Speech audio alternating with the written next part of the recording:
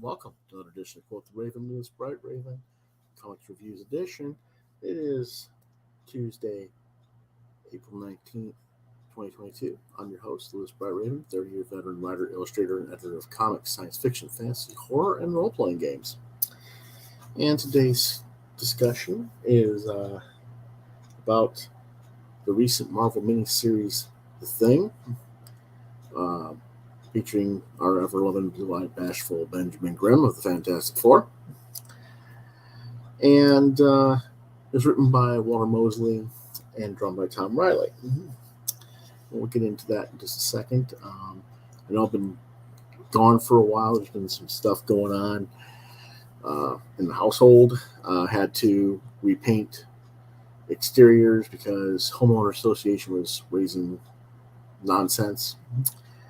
And I've had some medical appointments for both myself and my father that had to be done, and that usually takes up a whole day because, well, we usually don't get up early enough to go early in the morning, and when you start going in, you might have your scheduled appointment at point A time, but you might not get seen until 2 or 3 hours after that. So what happens is you just sit there all day. So that's why I haven't been doing the podcast and doing reviews regularly this past week or two. But hopefully we'll be back on a regular schedule. Okay. We'll talk about The Thing. This is 2021 and 2022. Started out on November 10th. Number one, Marvel Entertainment, writer Walter Mosley, artist Tom Reilly, colors by Jordie Bellaire, letters by VC Joe Sabino, and there are 3 alternate covers. This is the main cover by Tom Reilly. There was a Lee Bermejo, a Superlog, and a Todd Knock cover as well. The genre is superhero, again released November 10th, 2021.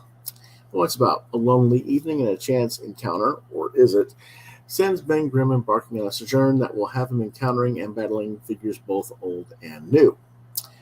Ben Grimm, also known as The Thing, arrives home at the Baxter Building from a fishing trip to find that the rest of the Fantastic Four are away on other tasks. He's bored and lonely, so he calls his girlfriend Alicia Masters, but she too is out until the following day. Unbeknownst to Ben, a strange death or Reaper-like entity has been making its way through Manhattan and has possessed a troubled black man obsessed with a starlet. This same entity seems to possess Ben as he goes out and runs into Alicia with an art curator friend, and he gets jealous. The friend shoots Ben in the eyes with pepper spray, which angers him, and he hits a car as he's blinded, which sends the car into a collision.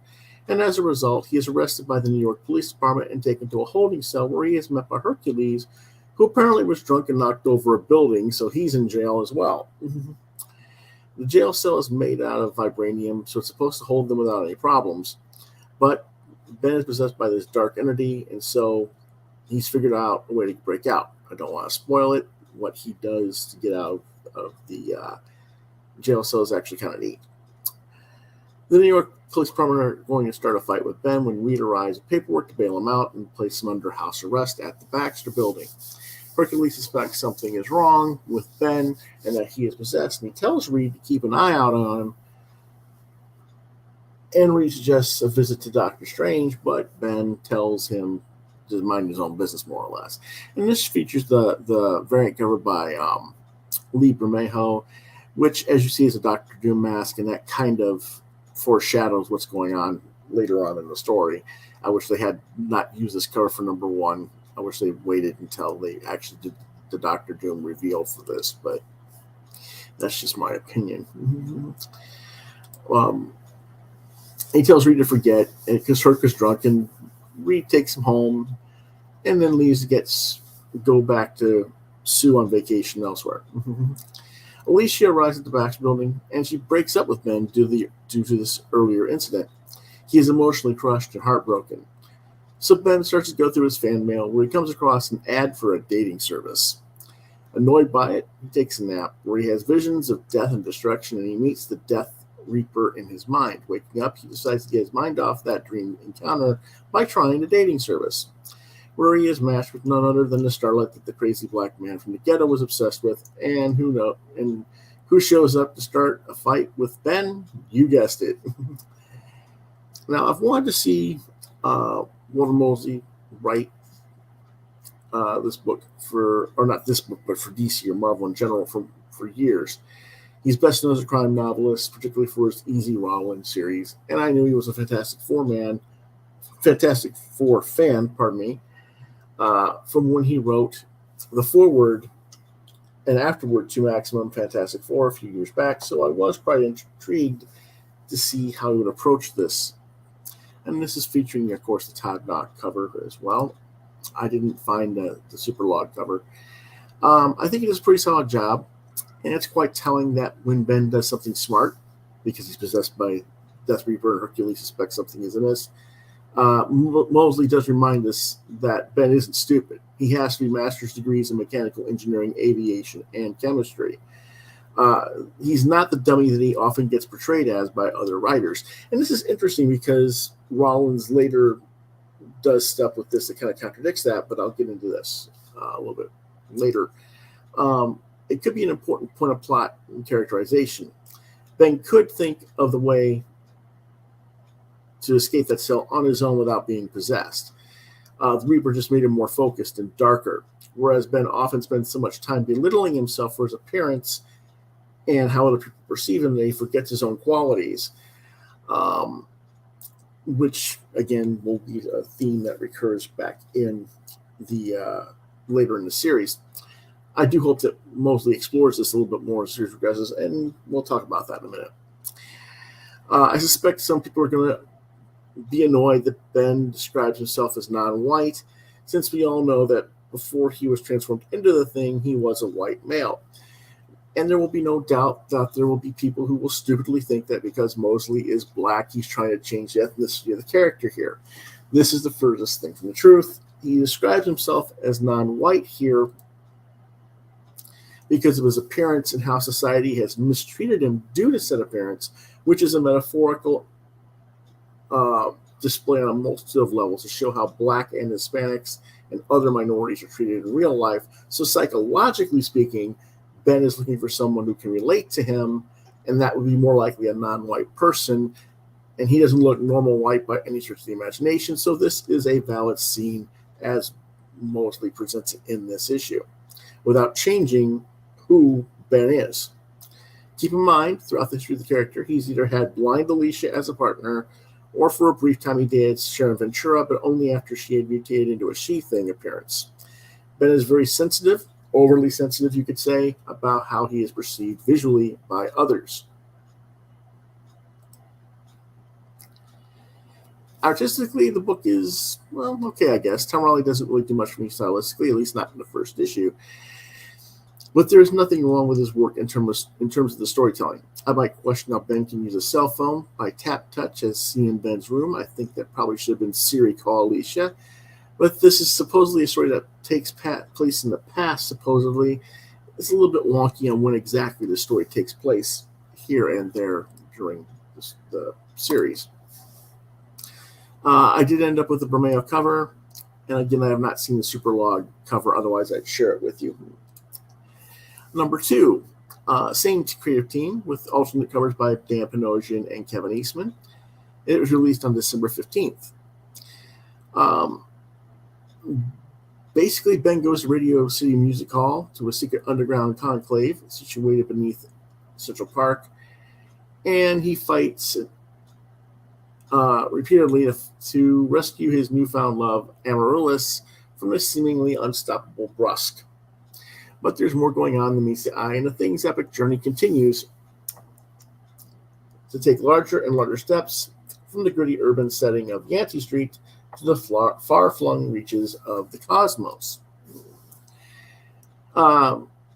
Basically, he goes to see Amaryllis at the underground opera thing underneath Radio City Music Hall, which is in fact breaking his house arrest and get him in trouble later on. Brusque has this vial of light around his neck that empowers him enough to knock Ben out cold. A young boy, who's later known as Bobby, hides Ben under a tarp so that the police, who would have blamed Ben for what damage has been done, because he's supposed to be under house arrest, they won't find him. Now, how Bobby knows he's under house arrest and he's in trouble in that regard and needed to be hidden in the first place isn't quite explained in the moment. It does reveal itself as the story progresses. And that is true. Seeing as everyone who saw the two fight in the opera house, it would be known to the police that he would have broke house arrest. So that was a plot point that I thought should have been addressed by the editor from the onset, but it didn't seem to be. It did develop later in the story, but I thought it should have been mentioned right there. But that's just me. Anyway, the boy knows where Brusque is, taking Amaryllis, and they go further underground, where Ben runs into an underground New Manhattan, where their leader tells Ben how to find Brusque.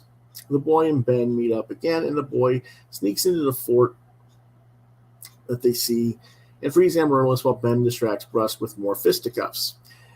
Ultimately, Ben wins the fight by stealing the vial from around Brusque's neck, and the entity that possessed Brusque escapes, but still causes the death of the man that he was possessing as Brusque. Thinking Amaryllis and the boy bury Bill Broadman, which is what Brusque's real identity is, and then the underground village leader threatens to hold them as prisoners underground, but he seemingly has a heart attack and dies, and the trio leave. Now, I should go back one real quick. This is one of the alternate covers by Dan Panosian, and then this is the Kevin Eastman cover, and I did not see this cover anywhere. I wish I had seen it, because this is a really nice cover, really well colored. Unfortunately, I got the main cover, which was kind of but I do love this cover, so if I see it, I'll probably get it if it's not too expensive. Number 3 is got an alternate cover by E.J. Sue. This is the main cover, of course, again by Tom Reilly. And in this episode or issue, there's a rematch, the greatest one in the cosmos, as the Thing collides with his old sparring partner, a champion of the universe, once more. But this time, it's no prize fight. The stakes are life or death, and not just for the Thing, but also his newfound friends, and maybe the world itself. Mott, which is the name of the entity that had possessed Brusque and has been in Ben's dreams and stuff like that, is still running around loose. As Ben breaks out through to our level from the underground into Central Park, somehow the police are waiting to arrest him. I presume that's because someone told him off panel he was involved in the opera and that they were now actively on the lookout for him throughout the city, because that's what would have happened in real life. And so it's just them being in the right place, right time. But like I said, that should have been addressed last issue. It really wasn't addressed, and it kind of weakened that plot point. But Thing and the boy and Amaryllis escape with the call of a fantastic car. Back at the Baxter Building, FFHQ, Bobby, the boy, asks to use Reed's telescope. Ben permits this, though I'm not exactly sure why. The explanation given is kind of flimsy. And Ben and Amaryllis snuggle in Ben's bed until Ben has some sort of epiphany and heads back out telescope where suddenly the champion of the universe appears and the duo enter into a brawl. Eventually, with the help of Amaryllis and Bobby, Ben stops Champion, and strapped into one of Reed's interrogation devices, Ben allows Bobby to ask questions while Amaryllis gets a call from Calixite, the dating service fairy who set Ben up with her in the first place. And meanwhile, Ben talks to Reed Richards, and Ben may be thinking he is in over his head, and that there's weird things going on with the other two here, both Bobby and Amaryllis. And here's your cover by E.J. Sue. It's all right,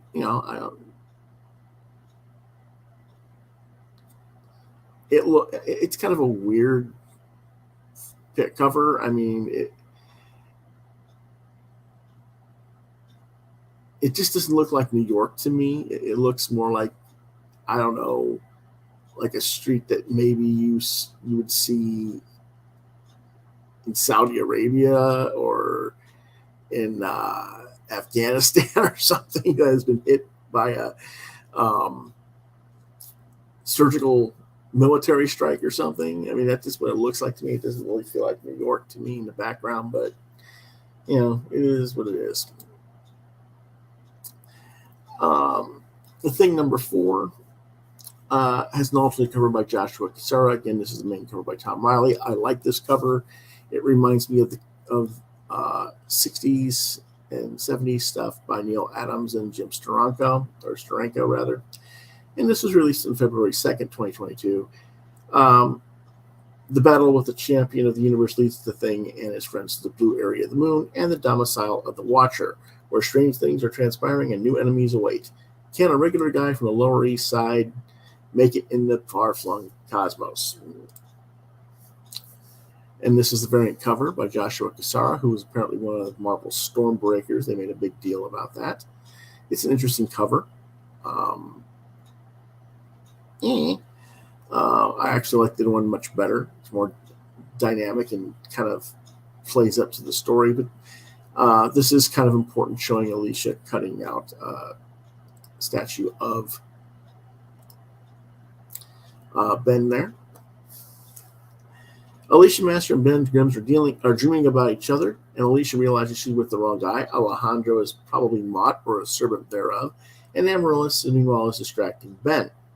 The Silver Surfer visits and takes the champion universe away, but leaves his teleportation belt behind. Bobby somehow figures out how to make it work and sends a trio to the blue area of the moon, where Ben has to fight off a robot that tears the living hell out of him. He's got cuts and bleeding all over through his rocky hide exterior. Meanwhile, he does manage to defeat it. Bobby then goes to a machine that somehow makes a curative food that heals Ben's wounds, only to find that now the heralds of Galactus, like the Faceless One, specifically rather, the Faceless One, Terax, and the Berserker have arrived, and they want to know where the champion is. And of course, now a fight begins because nobody can actually have conversations. Meanwhile, cut to Alicia's apartment, and she's more or less figured out that she's in trouble. Tries to fight off Alejandro, but he knocks her out with a light vial, meaning Mott has possessed Alejandro, and Mott may have plans to sacrifice Alicia. Next issue is 5. And there's another Dan Panosian alternate cover in this issue. It was released March 2nd, 2022.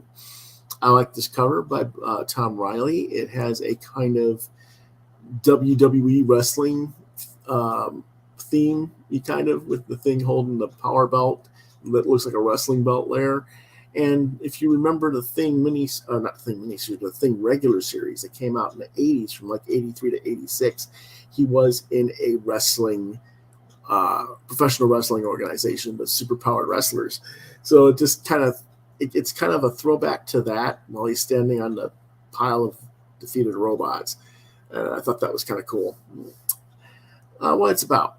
What began as just a simple altercation in Manhattan has now spiraled into a cosmic showdown on the moon as the Thing faces off with a trio of familiar villainous faces from the past. And should he win out on that front, the greatest and most implacable enemy of all is waiting for him in the wings. This is the variant covered by Dan Panosian. This is the cover I got. I did like it. I liked him carrying Terrax's axe. But of course, the implacable foe is Doctor Doom, and this is probably where that first Doctor Doom cover by Lipa Bermejo should have been revealed, in my opinion. Doctor Doom is there at the Blue Area Room to get his mother back from death, and this is the reveal issue that explains who the boy Bobby and Amaryllis really are. Spoilers. Bobby is a nephew or a son of the Watcher, and Amaryllis is, no surprise, Death. Now, I know this was supposed to be a surprise, kind of an interesting twist of events that Mosley was trying to pull off. But throughout the series, she's been killing opponents off to the side, away from Ben, and the art hints at her identity as Doom explains her mother's history, which Ben should already know, by the way, but the reader might not, so I don't mind Mosley retelling it. It's an interesting penultimate issue, but I think it will kind of end up a weak finish. If it's Death, then why does she favor Ben? Doesn't she have other suitors? Wouldn't Thanos be her lover? Or Thanos? Well, Death never really wanted Thanos. Thanos was obsessed with her. Now, as for why she wants Ben Grimm, I don't know that Mosley really explains this, and I think that's one of the weaker elements of the story. But regardless, Thing and Doom agree to work with each other to defeat Death and get back Alicia, whom Death is holding sway over, and Doom's mother. And finally, 6 of 6, with an alternate cover by Mahmoud Asrar, released April 6, 2022. The Marvel Universe goes out with a bang, or does it? It all comes down to this. The secret power behind Mott is revealed at last, but it comes a very personal threat to Ben Grimm. But can the Thing battle its way past the one foe that waits for all of us and snatch victory from the jaws of defeat? And in order to do so, will it mean working hand in glove with Doctor Doom? This is the main cover by Tom Reilly. It's an interesting cover. It kind of has a feel of, I could see this being a cover that gets duplicated, and you could see Hulk in the Thing's position and Thor in Doctor Doom's position and the axe in front on the War World. It's a little bit reminiscent of things. This is the cover by variant cover by Asrar. This is probably what I would have done for number 1. Is him eating a sandwich. I would probably have this one instead of the Bermejo cover. And then use the Bermejo cover for issue 5 with the Doom reveal. That's just what I would have. That's how I would have scheduled it. I don't know if that could have been done. There might have been some things going on scheduling that didn't permit that, but if it was doable, that's what I would have done. Doom and Thing do team up and go into the realm of death to save Alicia Masters and Doom's mother. Only Alicia seems to be able to stand on her own, and because she's in the realm of the dead, she seems to be able to see instead of being blind in this realm, and she gets to see Ben in the flesh, so to speak, for the first time. Now, what do I think about this issue and the overall story? Mosley really does do a nice job of the story. He's working from the classic myth of Amaryllis the shepherdess, who does some crazy things to try and get a guy to like her. And eventually he does, but it's basically doing that. But he's also flipping the Thanos Death dynamic that has been done in the Marvel Universe, with Death being the one that's obsessed in our Blue-Eyed Rockhead.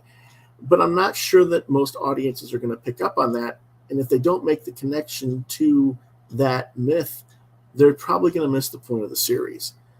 Tom Reilly's art is solid throughout.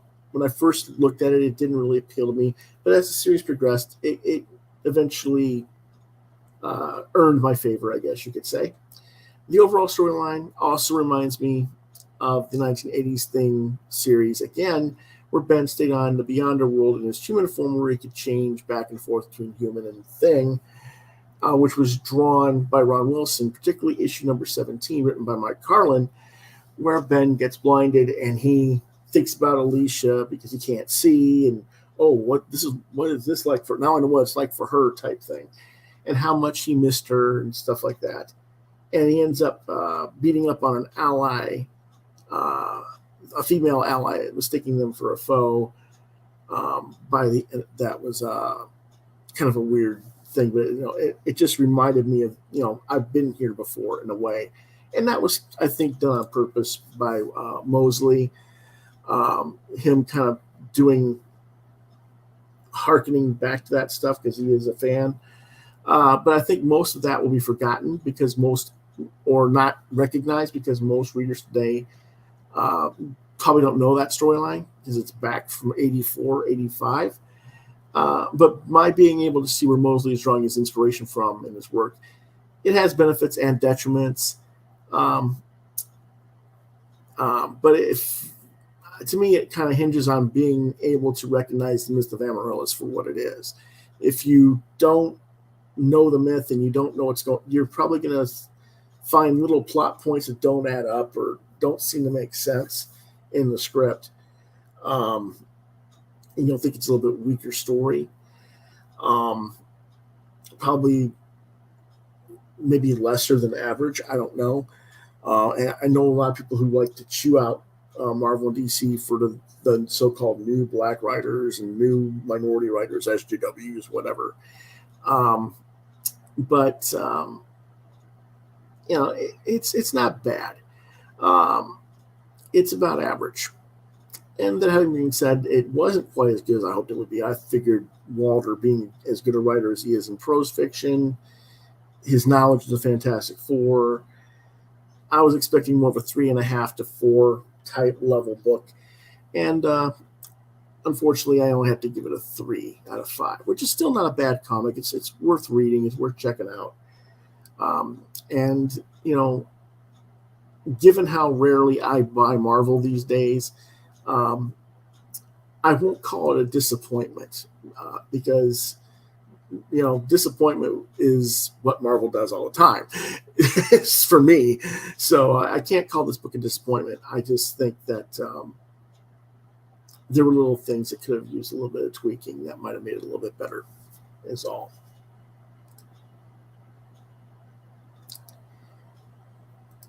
And that is our review for today. I'll be back a little bit later this evening to do our question and answers of the day. Tomorrow I will do some more reviews, and Thursday we'll be doing some more reviews. And Friday, I don't know. My regular co-host for Friday night TV talk and stuff is not going to be available. He's going to be at a wedding of one of his relatives, and I wish that ceremony well, and I hope it goes well for them and no bad weather or anything like that. Good luck to the newlyweds. And so with that being said,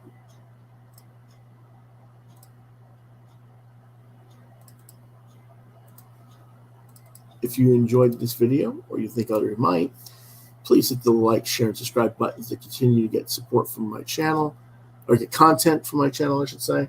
I always mix that up. As always, I thank you for watching and for your support.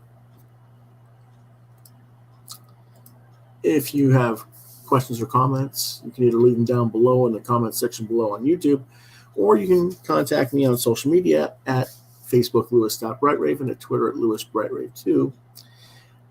You can see some of my artwork at deviantart.com/BrightRaven. You've been watching Quoth the Raven, Lewis Brightraven, exclusively on YouTube. If you have questions, comments, maybe you have a suggestion for a topic or something like that for a future episode, I can be reached at quotheravenlbr72@gmail.com. If I don't get back to you within 24 to 48 hours, try lewisbrightraven@yahoo.com.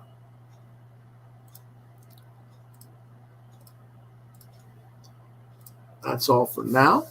We'll see you a little bit later in the evening with our question and answer of the day. Until then, have a good evening. We'll see you next time.